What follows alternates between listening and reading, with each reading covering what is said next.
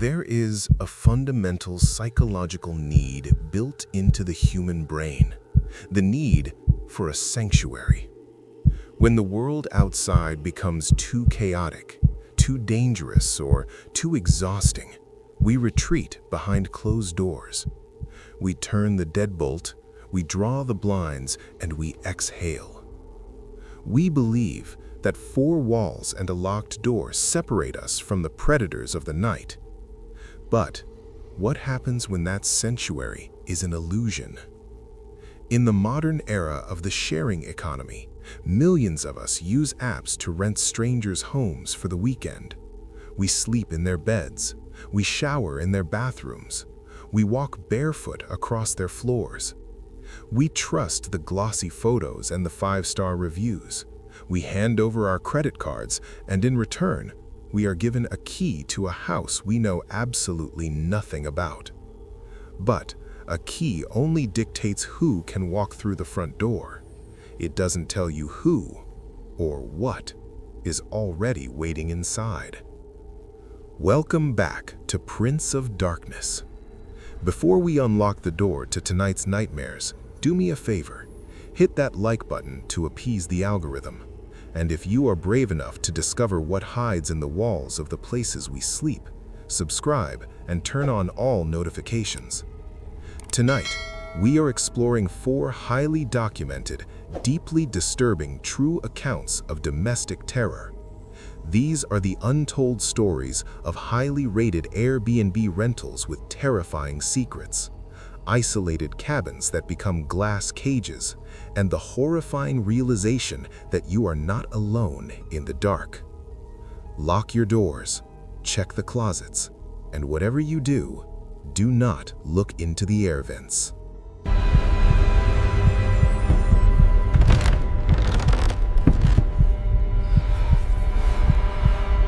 Our first account comes from a young woman named Sarah, a freelance software developer who frequently traveled alone for work. Relying heavily on rental apps, she always took precautions, only booking with verified superhosts who had hundreds of glowing five-star reviews. But reviews cannot account for the architectural secrets of a century-old house. I had booked a 2-week stay in a beautifully restored Victorian house in a quiet, affluent neighborhood in Portland, Oregon. The listing was for the entire ground floor of the house. The host, an older, seemingly polite man named Arthur, lived in a separate, detached carriage house at the back of the property. He had over 400 five-star reviews praising his invisible but attentive hospitality. When I arrived, the house was immaculate. Hardwood floors, antique furniture, and a massive heavy oak wardrobe in the master bedroom. Arthur handed me the keys, gave me a brief tour, and retreated to his carriage house. For the first 3 days, it was a dream. But on the 4th night, the atmosphere in the house began to feel incredibly heavy. I was a light sleeper, and the house had the typical creaks and groans of a Victorian structure. But at 2 a.m., I woke up to a sound that didn't fit. It wasn't the house settling, it was the distinct, rhythmic sound of a heavy, dragging footstep. Scrape, step, scrape, step. It sounded like it was coming from the hallway directly outside my bedroom door. I froze in the dark, clutching the duvet to my chest, straining my ears. I waited for 20 minutes, but the house remained dead silent. I convinced myself it was just the ancient plumbing expanding in the cold air. The next morning, I noticed the first physical impossibility. Before going to sleep, I had left my laptop perfectly centered on the kitchen island, closed with my glasses resting on top of it. When I walked into the kitchen to make coffee, the laptop was slightly angled and my glasses were sitting on the counter, a few inches away. It was a micro change, something you easily dismiss as your own forgetfulness. But I live alone. I am obsessively organized. I knew exactly how I left them. Over the next few days, the micro changes escalated. A specific bottle of shampoo in the shower was moved to a different shelf. A single slice of bread was missing from a sealed loaf. The thermostat, which I kept at a cool 68 degrees, was repeatedly bumped up to 74. I was losing my mind. I checked all the doors and windows. They were locked dead tight from the inside. There were no signs of forced entry. On the 7th night, I decided to test my sanity. Before going to bed, I took a roll of clear Scotch tape and placed a tiny, almost invisible piece across the seam of the heavy front door and another on the back door. If anyone opened them while I slept, the tape would snap. I went to bed, locking my bedroom door behind me. I woke up at 3:15 a.m., not because of a noise, because of a smell. The unmistakable, sharp, metallic scent of cheap, unlit cigarette tobacco was lingering heavily in the cold air of my locked bedroom. I sat bolt upright, turning on the bedside lamp. The room was empty. The door was still securely locked from the inside. I grabbed my heavy metal flashlight, unlocked my door, and checked the tape on the front and back doors. Both pieces of tape were completely intact, unbroken. Nobody had come in from the outside. I walked back into my bedroom, my heart hammering violently in my chest. If nobody came in, how did the smell get here? I stood in the center of the room, looking around. My eyes landed on the massive, heavy oak wardrobe built flush against the far wall. It looked incredibly heavy, an immovable piece of antique furniture. I walked over to it. I opened the heavy wooden doors. It was filled with my hanging clothes, nothing unusual. But as I reached in to push the clothes aside, I felt a freezing draft of air hitting my hand from the back of the wardrobe. I grabbed my flashlight and shined it into the dark recesses of the cabinet. The back panel of the wardrobe wasn't solid wood. It was a thin piece of plywood painted to look like oak. And there was a clear, dark gap running along the bottom edge. My hands shaking uncontrollably, I pressed my palms against the false back panel and pushed. It slid smoothly, silently to the side on a greased, hidden metal track. Behind the wardrobe wasn't a wall. It was a dark, narrow, pitch-black hallway leading into the space between the walls of the Victorian house. I shined my flashlight into the void. The hidden hallway was lined with thick soundproofing foam, and resting on the floor directly behind the wardrobe was a sleeping bag, a collection of empty food wrappers, an ashtray filled with cigarette butts, and a pair of binoculars. Arthur wasn't living in the carriage house. He had a secondary hidden entrance. He had been living inside the walls of the house the entire time I was there, slipping out at night while I slept, eating my food, touching my things, and watching me through hidden peepholes he had drilled into the plaster. I didn't scream. I knew if I made a sound, he might hear me from wherever he was hiding in the walls. I grabbed my car keys, my phone, and my purse, ran out the front door, and drove straight to the police station. When the police raided the house, they found a complex network of hidden tunnels built into the framing of the century-old structure. They found Arthur hiding in a crawl space above the bathroom. They also found a collection of hard drives. He had installed microscopic hidden cameras inside the smoke detectors, the bathroom vents, and the bedroom ceiling fans. He had been recording every single guest who stayed there for over 5 years. 400 five-star reviews, 400 victims who had no idea that their perfect superhost was sleeping just inches away from them on the other side of the drywall.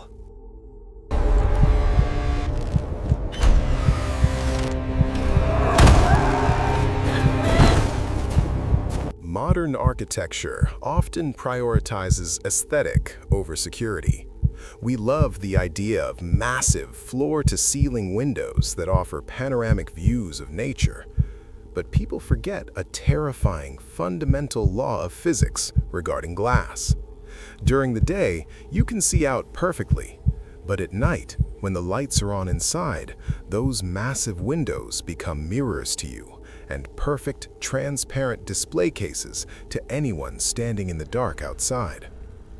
My fiancé, Mark, and I booked a highly expensive, ultra-modern A-frame cabin in the remote mountains of Colorado for our anniversary. The cabin was a marvel of modern design. The entire front facade was made of massive, two-story glass panels looking out over a pristine, snow-covered valley.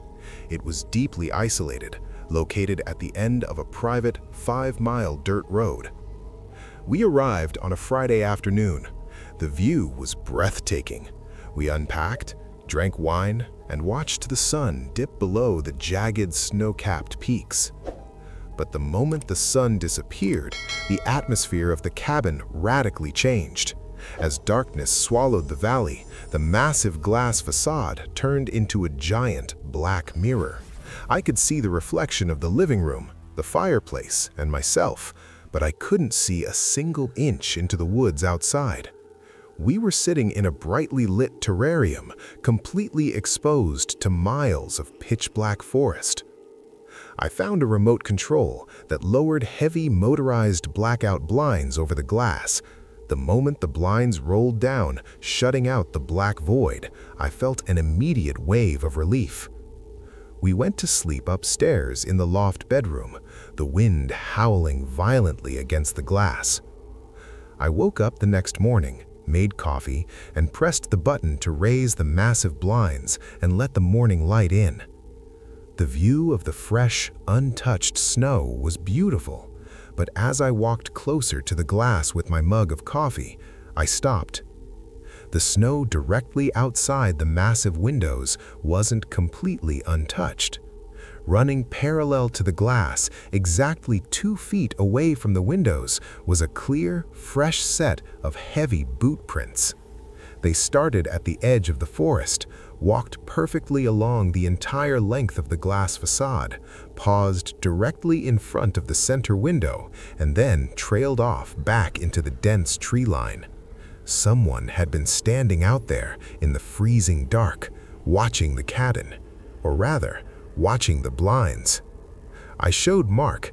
He tried to rationalize it. "It's probably just the property manager checking the exterior pipes in the snow," he said, but I saw the unease in his eyes. We decided to stay, but the magic of the trip was ruined. That night, the temperature plummeted to 10 below zero. A heavy, blinding snowstorm moved in. At 8 p.m., we were sitting on the sofa trying to watch movie. The heavy motorized blinds were completely lowered. Suddenly, with a loud, mechanical clunk, the power went out. The cabin was plunged into absolute pitch-black darkness. The movie cut out. The hum of the refrigerator died. The only light was the dying embers of the fireplace. "Damn storm knocked the grid out," Mark muttered, fumbling in the dark for his flame's flashlight. Before he could turn it on, the cabin's emergency backup generator kicked in with a low, vibrating hum. But it didn't turn the main lights back on. It only powered a series of dim, red emergency exit lights located near the floorboards, casting a sickly, bloody glow over the living room. And then, the motorized blinds began to rise. The backup system must have triggered a reset protocol, automatically rolling the massive, heavy curtains up, exposing the entire 2-story glass facade to the raging, pitch-black blizzard outside. We sat frozen on the sofa, bathed in the dim red light, watching the black glass slowly reveal itself. Because the inside of the cabin was dimly lit by the red emergency lights and the storm outside was chaotic, the glass acted like a dark, smoky mirror. I looked at the reflection of the living room in the massive glass panels. I saw the reflection of the sofa. I saw the reflection of Mark sitting next to me. And then, my heart completely stopped. In the reflection of the glass, standing in the dark kitchen area directly behind us, was a tall, massive silhouette. It wasn't a reflection of someone outside looking in. It was a reflection of someone already inside the cabin, standing perfectly still in the shadows behind us. Mark saw it in the glass at the exact same moment. I felt him stop breathing. The silhouette in the kitchen didn't move. It just stood there, towering in the dim red light, watching the backs of our heads. "Run," Mark whispered, his voice completely devoid of air. We didn't turn around. We threw ourselves off the sofa, sprinting blindly toward the front door. I heard the heavy, thunderous crash of heavy boots charging across the hardwood floor behind us. Mark hit the heavy front door, throwing the deadbolt open, and we spilled out into the freezing, violent blizzard, wearing nothing but our pajamas and socks. We ran to our SUV, Mark fumbling violently with the keys. The engine roared to life. He threw it in reverse, the tires spinning wildly in the snow before catching traction. As the headlights swept across the glass facade of the cabin, I saw him. Standing in the living room we had just fled, illuminated by our headlights, was a man wearing a heavy, dark winter parka and a completely featureless black ski mask. He wasn't running after us, he was just standing in the center of the room, watching us drive away. The police eventually reached the cabin the next day with snowplows. The man was gone, but they found exactly how he had gotten in. The property manager had forgotten to lock a small, discreet maintenance access door in the basement utility room. The man had likely been living in the basement the entire time we were there, waiting for the power to go out, waiting for the blinds to rise. I will never rent an isolated house again, and I will never ever live in a house with glass walls.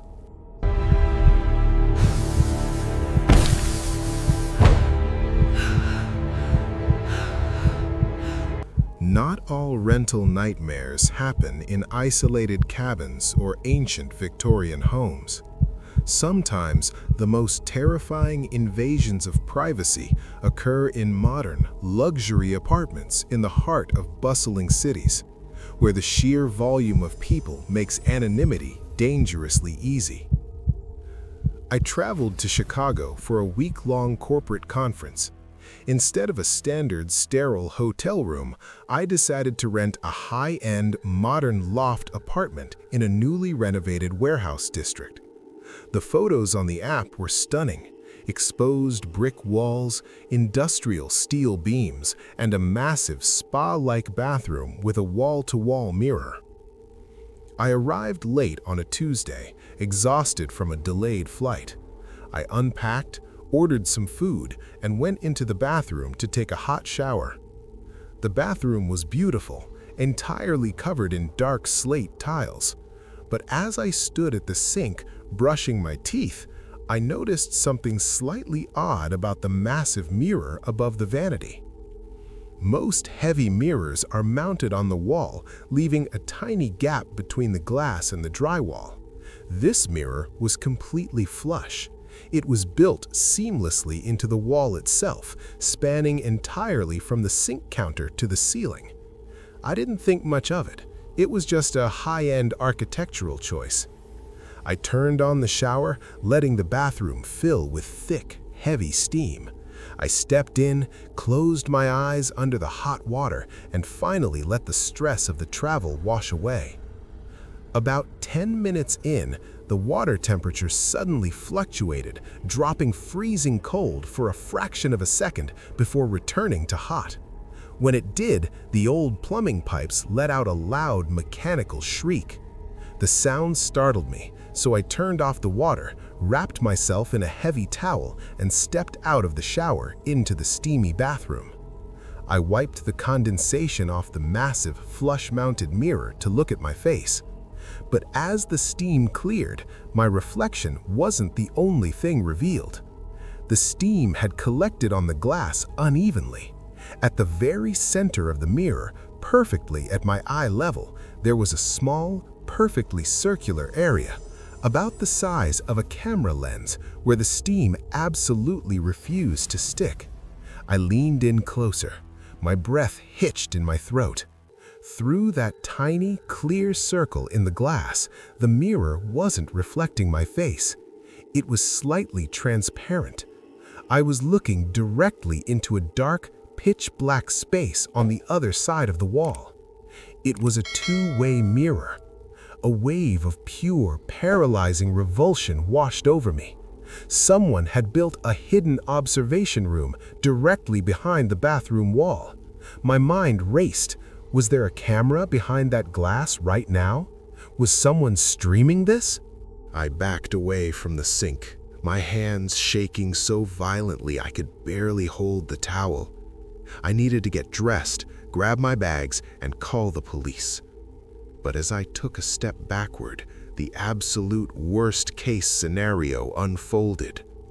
From the pitch-black void on the other side of the glass, I heard a sound.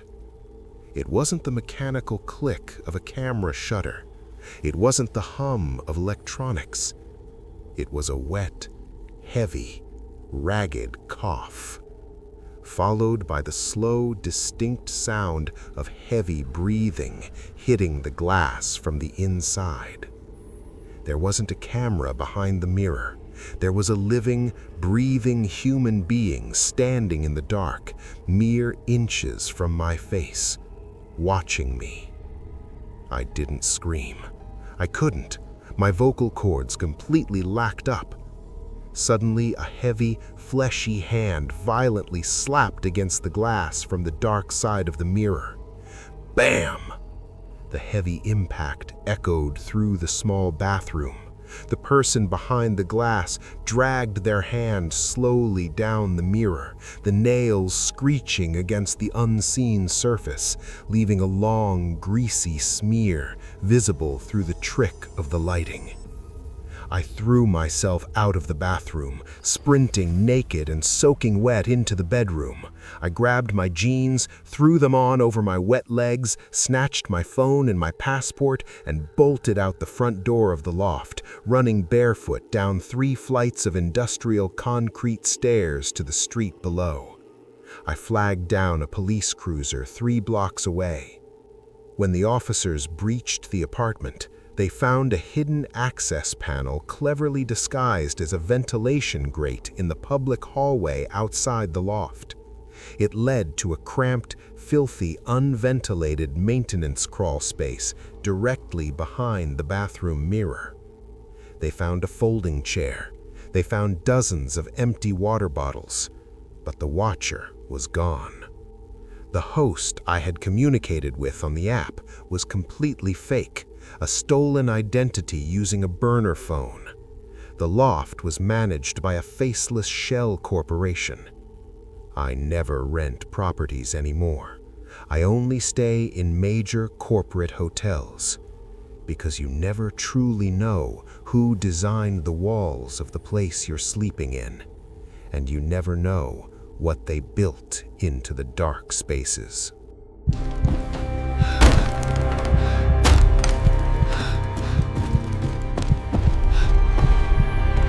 Our final account deals with a terrifying scenario unique to the modern rental app era, the double booking.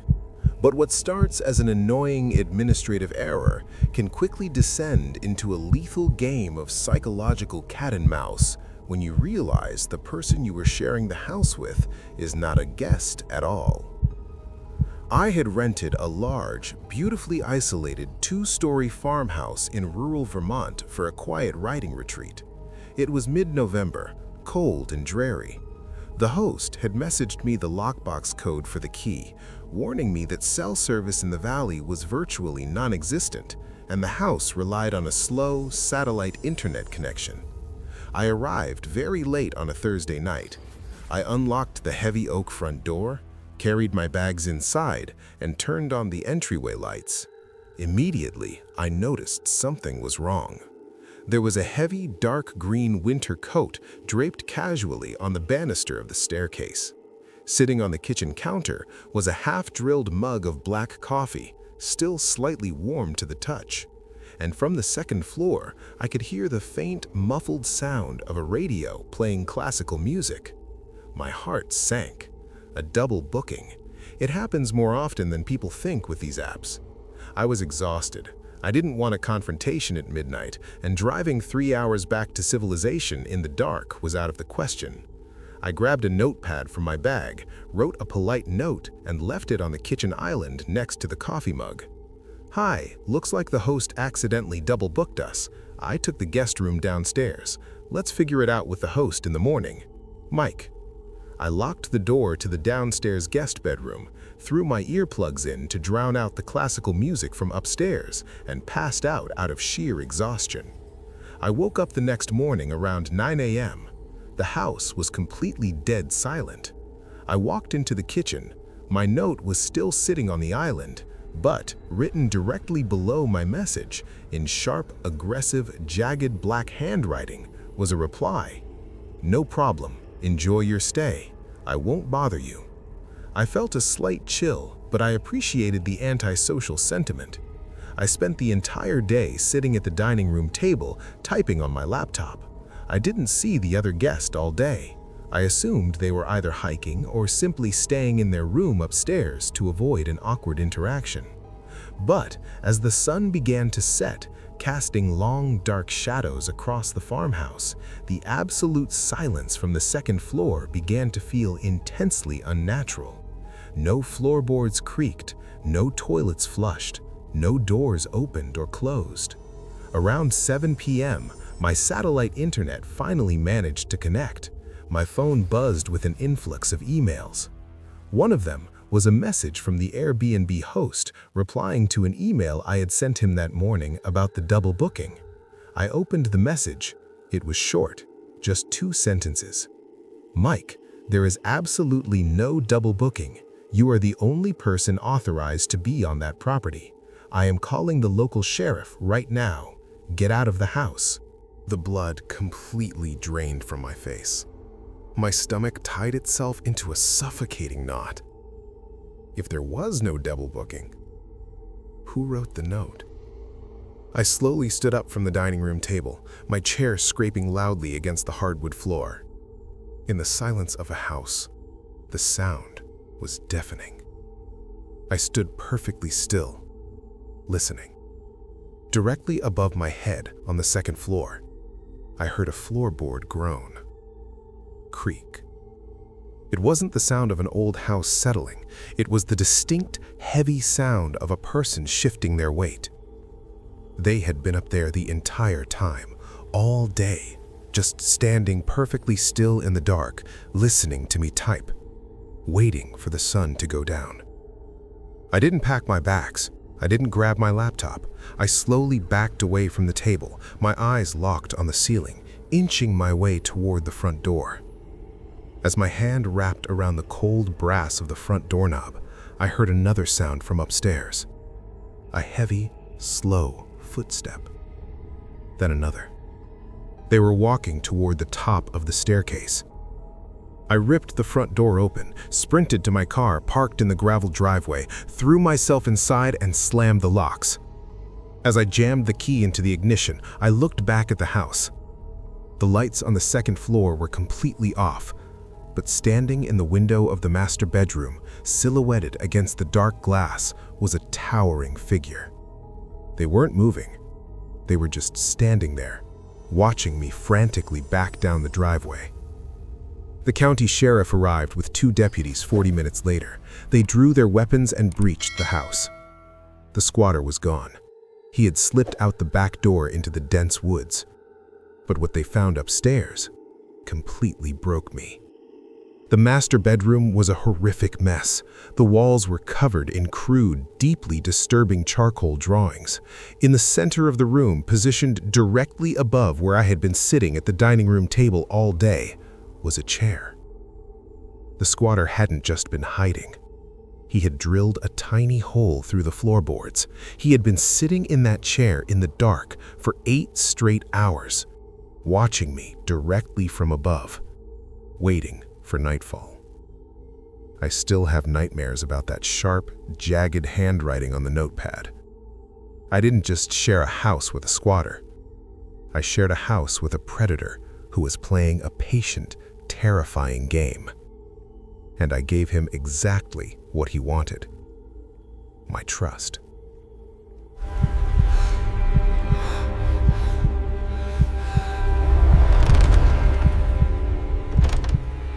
The concept of a safe sanctuary is a luxury of the modern mind.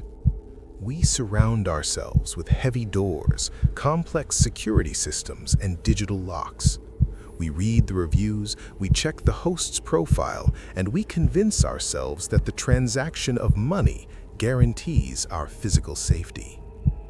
But a house is just wood, glass, and dark, empty spaces. And when you close your eyes, you are ultimately relying on the fragile assumption that you are the only one breathing in the room. The survivors in these stories learned the hard way, but an unfamiliar house is a labyrinth of unknowns. A mirror can be a window, a double booking can be a lethal trap, and sometimes the call is coming from inside the walls.